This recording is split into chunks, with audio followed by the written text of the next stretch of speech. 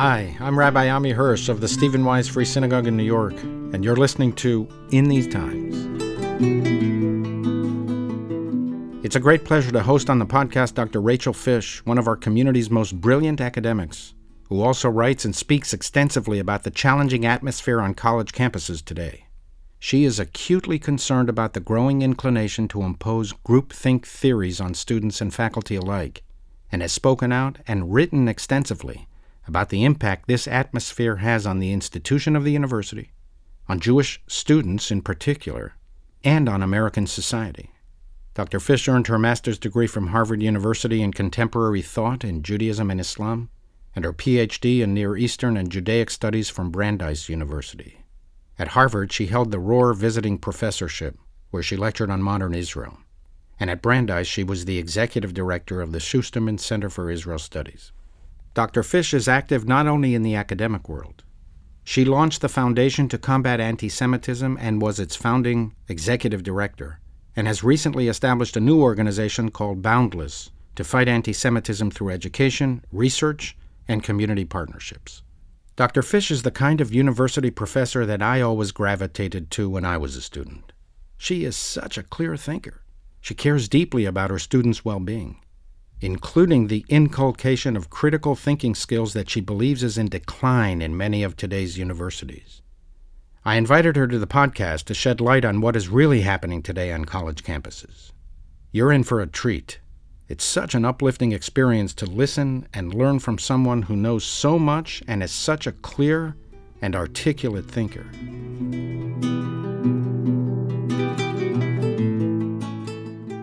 Dr. Rachel Fish. Rachel, welcome to In These Times. I've been counting down these days to have an opportunity to have an extended conversation with you, because you're one of those people, those less than a handful of people I've ever met in my life, who, when you listen to them, it suddenly dawns on you, yeah, that's exactly what I've been thinking. I just couldn't put it all together. But when she connected the dots for me, wow, that's exactly my sentiments as well. And every time I hear you, there's something like that in what you say. It's a great privilege to have you on board. I think that's a sign of real brilliance, by the way. Welcome to In These Times. Thank you so much, Rabbi Hirsch. Your compliments are very, very generous. And if nothing else, you have made my mother very happy. Why don't I start with a general question? I saw your website. I love what you have there. You say, scholar warrior. So explain that to us. What do you mean by that? You'll appreciate this, Rabbi Hirsch. When I was in the professional world and people say, what jobs are you looking for? What are your aspirations? I was never one of these individuals motivated by a title. It's just not who I am. I said to an individual at one point in time who asked me, what do you want to be when you grow up? I said, I want to be a scholar warrior. To me, that is exactly where my educational and professional trajectory have led. Meaning, in order to be a scholar, I needed to be able to study at the highest possible levels so that I could teach at the highest possible levels. And that meant for me teaching in a university. And I went to a university to pursue my doctorate in the fields of Israeli history, Zionist thought, Jewish history, and Middle Eastern studies, really a nexus of all of those. I wanted to be deeply thinking about the complexity and the nuance related to that intersection. Religion, history, politics, nationalism, identity. I was able to do that at Brandeis University, and my focus was Israeli history and Zionist thought. And I had the ability then to teach at universities. And I love teaching. For me, teaching is my oxygen. The way in which I wanted to be able to teach was to work in a way that would allow for broader accessibility to the subject matter, because most people don't read the footnotes that we're trained to write. And there are also real fights in the world, fights that I have been involved in since childhood because of where I grew up, fights happening at the university that I have been involved in since I was a graduate student, when the institution took foreign funding that was highly problematic, and fights in the university having to do with the politicization and polemical debates around Israel. That requires a bit of a warrior type DNA. And I have that. I really have tried to meld these two aspects of my identity in order to do the work that I do best. Can I ask you, before we even get into the Jewish scene, what's your impression just generally on campus? Is the campus still the citadel in American society for free speech? Is it about what it claims to be about, the pursuit of truth, the opening of the minds of students for sure, but also of academics and faculty who are interested in debating and hearing other opinions and so on? Is the university the same institution it was when I was in university 30 years ago? The university that I think you and I idealize is a university that prioritizes veritas, emet, truth. And in the pursuit for veritas or emet, the goal is to have sharp critical thinking skills in order to question, to harness students' and faculty's curiosities, and to know that where you start is most definitely not where you will end up. And it should be a marketplace of ideas. Unfortunately, too many universities are not at all focused on that marketplace of ideas. There are certain litmus tests that have been created that presume the end point. There is, I would say, a certain level of indoctrination and herd mentality, not just among students, but among faculty. There are some faculty who aren't asking the critical questions because they don't want to be perceived as not falling in line with a particular political and cultural zeitgeist. And all of this comes at a serious expense. And how did this happen? Who's at fault? Who's pursuing this as opposed to what we always assumed was the role of academia and university, which was, as you say, the pursuit of truth and the engagement of ideas, not the imposition of a particular theory?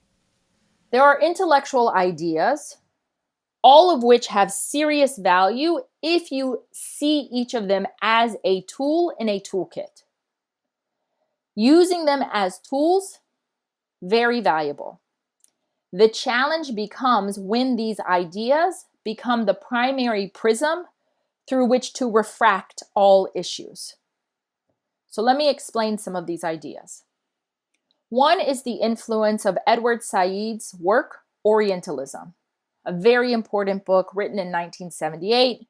The Cliff Notes version of Said's Orientalism says the following: those who come from the West ought not to impose their Western lens, culture, and values on those who come from the East, because they're not in accordance and aligned with one another, and it's an imposition of a worldview.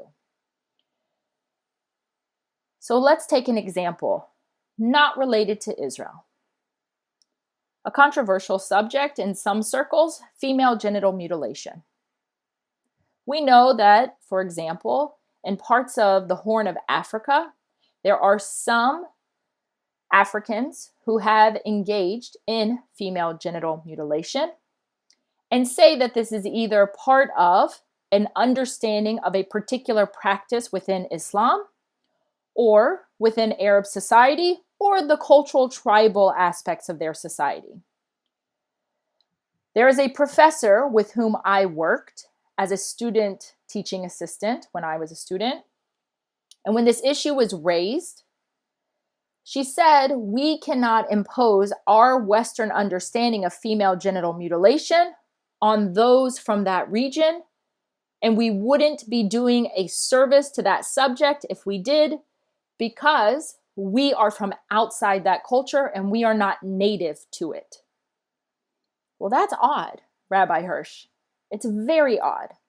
That's an example of the impact of Orientalism, not related to Israel directly, and yet Israel will enter into that conversation. Another intellectual factor is post-colonialism. As post-colonialism emerged in the academy during the period of the late 1960s, the idea was that everything associated with colonialism ought to be thrown out. There were no positives associated with colonialism. In that equation, Israel is viewed as a colonialist, imperialist entity amidst the quote-unquote native indigenous region of the Middle East. Postmodernism. The idea of postmodernism suggests that there are no objective facts. There are only equal narratives. Well, as a historian, for me, that poses a serious challenge. Facts matter. Yes, you can construct different narratives around those facts, but facts hold a different weight than an individual or collective narrative. So these kinds of intellectual ideas have a lot of impact. They also are at a point in time in which the academy is looking at what is happening in the period of the late 1960s in the world. They see what's happening in Vietnam. They see what's happening in terms of Algeria and France. And some of these intellectual ideas then are going to become that prism for these academics in order to suggest that they provide the primary way through which to understand the world. Israel, when it enters into this equation, is not going to get a fair shake in the marketplace of ideas. And that then is a challenge. Does this impose an atmosphere on the faculty, before we even get to the students, of towing the line? Is there some kind of self-censorship going on? When I was a young professional, just started working in the professional world, I was working with students at Columbia University to help them address the specific concerns they were facing in the classroom. I decided to meet with faculty members in the humanities. I would knock on their door, and they would hurry me into their offices, close their door, and then whisper, "This is really bad." And I would be speaking in a completely normal voice and realized very quickly that these faculty felt serious personal and professional repercussions. And I actually think it has only gotten worse. There are some universities who require their faculty to sign a diversity, equity, and inclusion statement. Sign it like a loyalty statement. This is not the 1950s. This is the 21st century.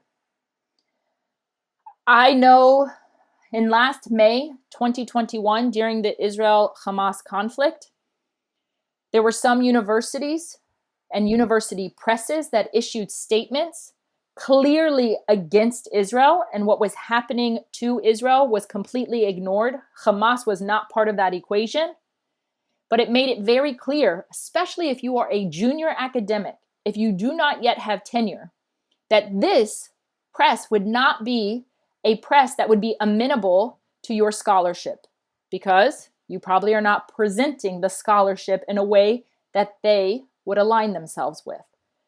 There were departments in many different universities, not individual faculty members, departments who issued statements around the May 2021 conflict, completely blaming Israel for what was happening, ignoring the agency of the Palestinians, and not at all taking into consideration the increased acts of anti-Semitism that were occurring and continue to occur in this country.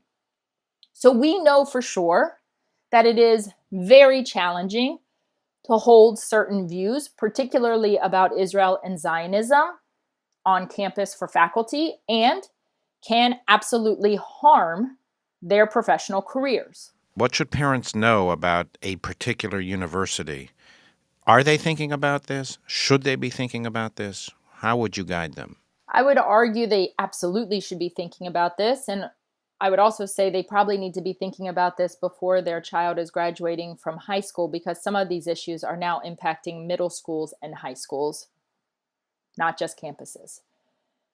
So they need to be able to understand these issues and how they may be occurring within these younger educational settings. Some campuses are much more challenging and there is much more hostility than other campuses. It is very important to say not every single campus is burning. But for many Jewish students, particularly those who go to the elite universities, they will encounter this in some form. Either in real life or online, they will experience this hostility. And this happens a lot on the coast. It doesn't mean that the middle of the country is exempt from it, but it doesn't happen at all at the same rate.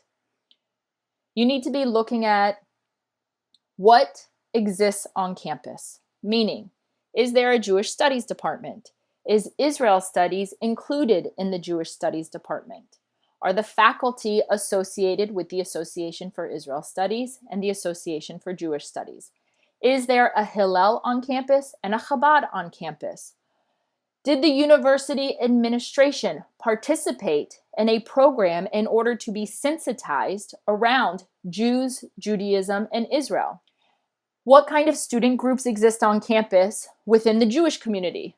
Culturally, religiously, politically? Where does Zionism enter that equation? What are the options for students?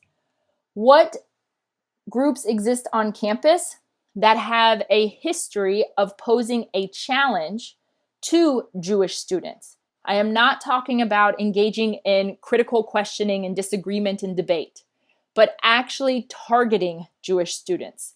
So, Students for Justice in Palestine is one of those organizations historically that has presented a challenge to the conversation around Israel. When you say targeting, do you mean targeting physically Jews, or do you mean something else? It's a range. We've had some instances of physical intimidation, bullying, and targeting.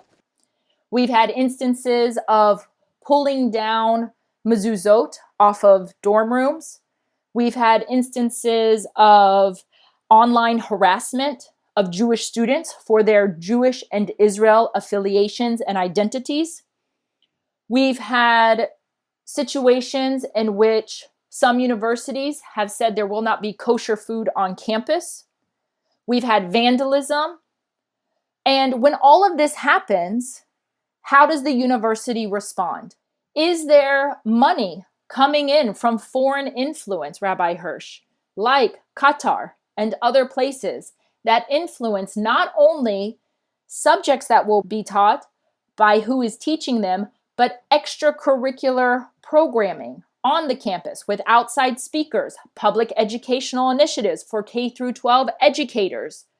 These are serious questions that parents need to be ready to ask when they go and visit a university.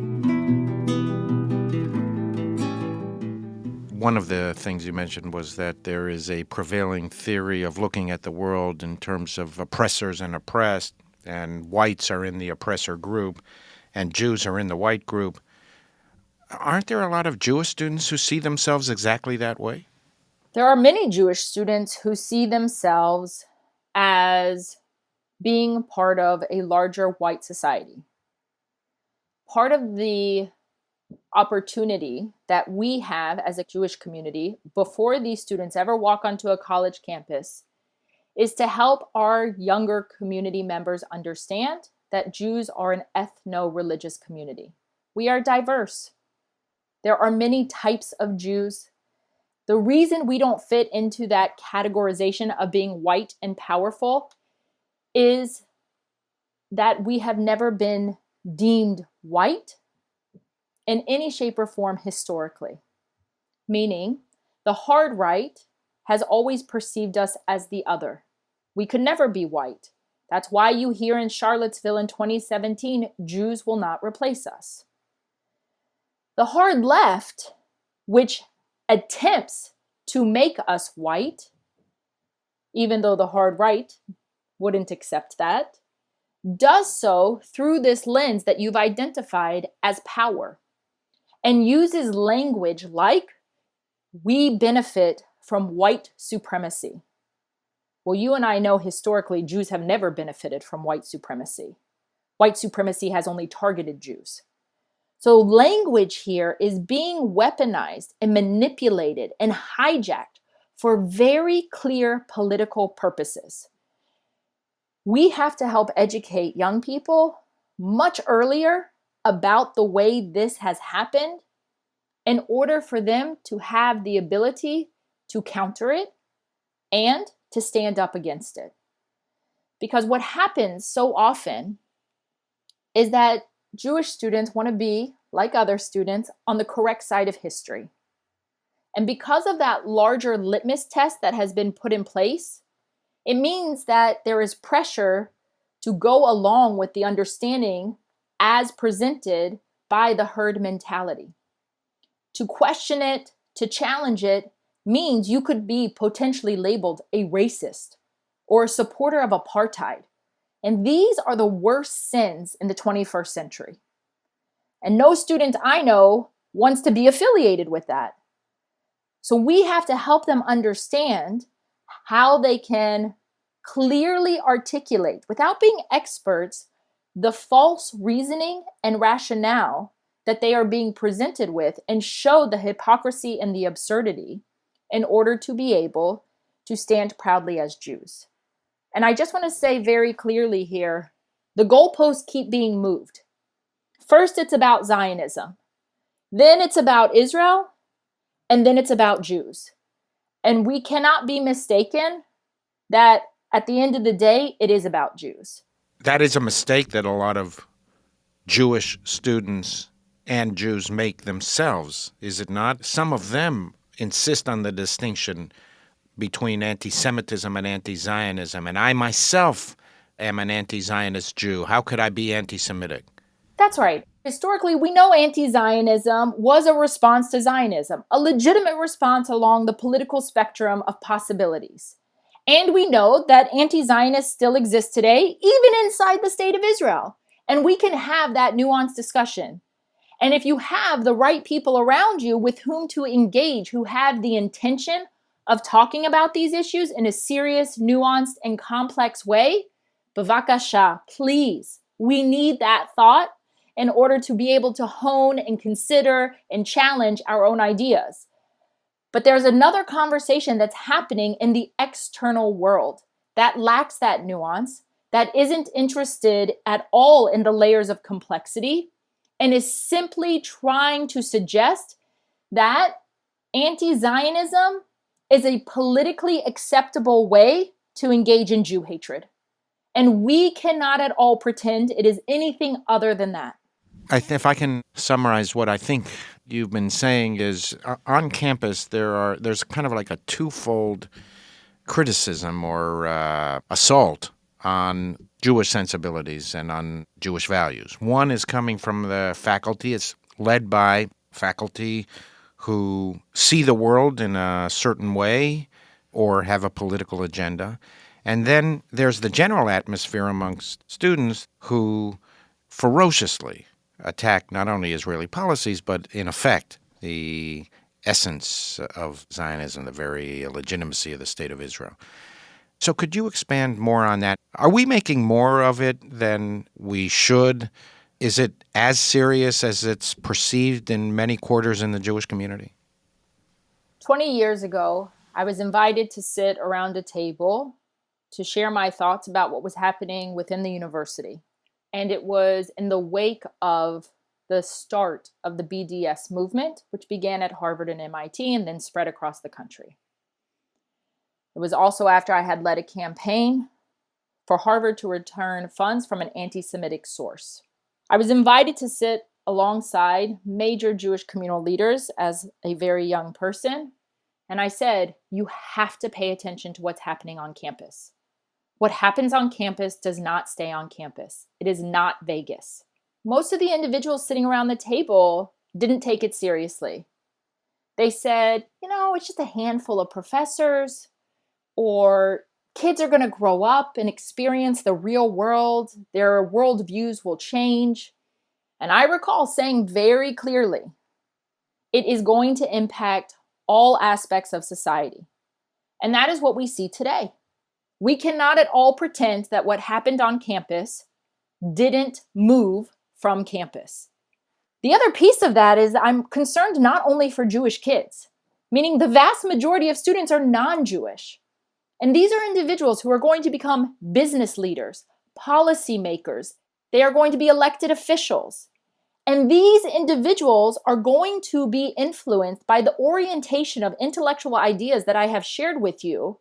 And it will impact how they vote, how they understand foreign policy, how they understand America's relationship to Israel, understand issues of anti-Semitism. And so it's not just about what impacts the Jewish community, it's also how this impacts the much larger non-Jewish community who will be educated, informed, and be making future decisions that impact the direction of this country. Mm-hmm. And Dr. Fish, I run an institution. It's not as big as a university, but I've been part of institutions for almost my entire career. It's the proclivity of the heads of institutions to pursue the best interests of the institutions themselves. And that kind of dictates trying to walk in the middle, not to support any form of extreme. So why are they either supporting this or allowing it to happen? It's a combination of factors. So much of the Jewish and Israel conversation is put under the guise of academic freedom and freedom of speech. Particularly for university professionals, whether it's faculty or administrators, they can hide behind that veneer, even if it crosses a line into a discussion that is about the delegitimization and the dismantlement of the state of Israel. And they get away with it. Even though many university presidents where this is going on are Jewish themselves. And they, for all intents and purposes, they could be pro-Israel, even Zionists. That's right. First of all, let's be very clear that the conversations that are happening on campus, the boycott, divestment, and sanctions votes that come up regularly, that movement, which many of us have said for quite a while, is not about a nuanced discussion around what Israel should be doing in the territories of Judea and Samaria or the West Bank. It is not about where the green line should be, what you do with settlements, how do you balance the responsibility of holding power and treating minorities with the respect they deserve and have human dignity and human rights while at the same time ensuring the security of your citizens. Those are real conversations. That's what I want to focus on. That's what I want to spend my time on. That's not the conversation on campus. The conversation is, does Israel have a right to exist? And the answer is no. And most students just want to do their work. They want to get good grades. They want to join sororities and fraternities and be in social clubs and do intramural sports. And they say, why do I need to deal with all of these other issues? And they say, why does the Jewish community put it on me, on my shoulders, to have to address these issues? And they are right, especially when it's not just in real life, but also bullying on social media that they are pressured with on a regular basis because of these issues. These issues have persisted because they are at the level of academic orientation, administrative policy, faculty influence and control who set the tone for campus, and outside funding coming into that campus. Mm-hmm. So the presidents and the senior executives of universities don't actually have as much power, as much authority as we think they may or they would like. Is that true? Well, I do think the university administrators have a fair amount of power and authority. It's just a question of when do they choose to wield it and use it. And too often, they abdicate their responsibility when it comes to the Jewish conversation because it is not professionally beneficial to them to engage in it. And we have to actually leverage the relationships that many of us have from within our community in order to help sensitize university administrators to understand why these issues truly matter and how they impact the Jewish community. If I can just press you on the word leverage that you just used, do you mean also financial leverage? Absolutely. Why are you funding a university whose values are not in accordance with your own? We don't do that anywhere else. And you have to be a smart funder. Know that when you give the university money, it's no longer your money. And that's correct. It shouldn't be your money. It's the university's. But you don't have control who sits in those professorships, what kinds of activities are created. And so you have to understand then who is hired and for what purpose, and then make a decision on whether or not you're going to be funding that institution. But that's a values conversation at the highest level that a funder should be having with the university, and not carte blanche writing a check without understanding those issues. There's so many big Jewish donors to important universities. Are they having those conversations in your experience? Not enough. That then goes to the functioning and the effectiveness of the Jewish community itself, Jewish institutions, Jewish schools, rabbis, educators. What should we be doing to better mobilize our community? How can we be more effective? Rabbi Hirsch, you do this in your community, and hopefully other rabbis do this, and more will start to do this. We need to be able to address these issues in a holistic way and have multiple entry points. One, this doesn't happen just for parents who are about to send their kids to college. We need to be thinking of family education when the children are very young, about the need to instill in them a sense of pride and what it means to be part of a tribe, part of a people, and part of a religious community. Two, we need all of our Jewish educators, all of our rabbis, all of our Jewish communal leaders to exhibit moral courage. That is a requirement, no matter how hard it may be, because all of our children are watching. And we are living in a world in which there is a serious lack of moral courage, and we have to be the exemplars of it. Number three, we have to inculcate a sense of resiliency in our children. I hear from so many Jewish parents, I just want my kids to feel comfortable. Comfort is not a Jewish value. Period. We actually have to help our kids feel comfortable being very uncomfortable. We have to teach them to articulate who they are, what they believe, and why they believe it as early as 5 years old. We also have to teach them critical thinking skills. Yes, they need to feel a sense of emotional engagement with the land of Israel, Eretz Yisrael, with Am Yisrael, the people of Israel, and relationships with Israelis, all different types. But they also have to have the critical thinking skills to question in order to be able to have more nuanced discussions. And lastly, we need education. It has to be nuanced. It has to provide a historical scaffolding so that if students, young people, read something in the newspaper, hear something in the news, see something on social media, they're able to put it within a larger framework to understand it. All of those things are required by all of us. We have an awful lot of work to do. We sure do. Thank you very much. Keep up the good work. Thank you for having me. Thank you so much for the opportunity, and take good care. I'm very grateful to Dr. Fish for raising such critical questions for us. What happens to a free society when its universities are no longer perceived to be dedicated to the pursuit of truth, but to the pursuit of a theory of social justice?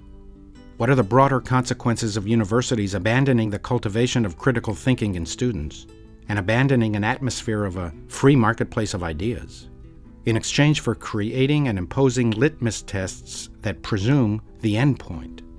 To all of our student listeners, their parents, faculty members, is it true that sometimes you feel that you must conform? That, as Dr. Fish described, there is a level of indoctrination and herd mentality among students, but also faculty? Do you agree with Dr. Fish that your teachers are increasingly abandoning the assumption of objective facts and free inquiry in favor of the promotion of a very clear political agenda? And if, in fact, much of this is occurring, why are the adults in the room, university presidents and administrators, not doing more to stem this tide? Why are parents and alumni not doing more to leverage their influence? And what about the faculty members themselves?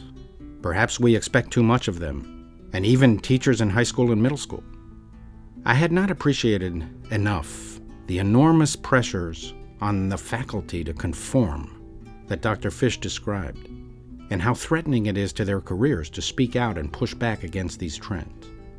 Judaism is all about intellectual and political pluralism, the creation of what we call today a free marketplace of ideas, so both majority and minority opinions can flourish. Our sages warned against the impulse to uniformity, the urge to just go along with the crowd, to run with the herd. For example, the rabbis looked at the well-known biblical episode of the golden calf and were particularly captivated by how a minority of Israelites managed to stage such an effective rebellion against Moses. A careful reading of the Bible suggests that only 3,000 people actually engaged in worshiping the idol. 3,000 people out of what tradition estimates to be around 3 million people, 0.1%.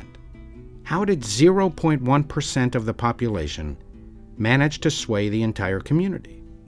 How did a tiny part of the community lead almost everyone else astray? We are easily swayed, our sages warned. Human beings are social animals. We belong in groups. We run with the herd. Most of us are reluctant or incapable of taking a stand that threatens our place in the herd. To take a stand against the group is to risk alienation, loneliness, banishment, and exile. This is what happened to the Israelites. They succumbed to the power of those who led them astray. The yearning to conform, to run with the herd, was perceived by the 99.9% not as the voice of the rabble-rousers, as Jewish tradition describes the 0.1%, but as the voice of God himself. And see how powerful the yearnings of conformity and approval are?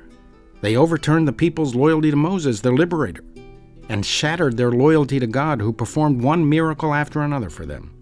They were still collecting God's manna falling daily from heaven, while melting the gold to build the idol. We should heed the warning. It is not only power that destroys, weakness destroys as well.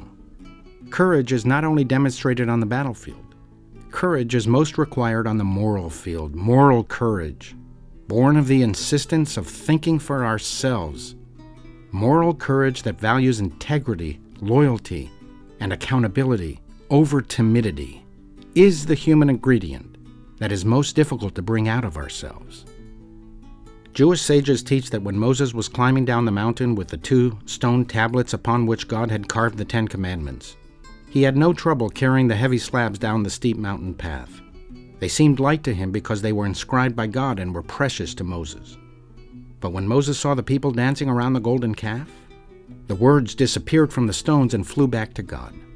At that moment, the stone tablets dropped from Moses' hands and shattered into tiny pieces. They had become mere slabs and were too heavy for Moses to bear. We can bear heavy burdens and pay a heavy price as long as we remain true to ourselves. But the moment we lose our integrity, that fundamental essence that makes us who we are, the tablets of our lives become mere empty facades, with no meaningful words, no independent thoughts, no principles, and no shape or purpose. And then we shatter into pieces, to be picked up, melted down, and reconstituted into figurines of other people's ambitions. Until next time, this is In These Times.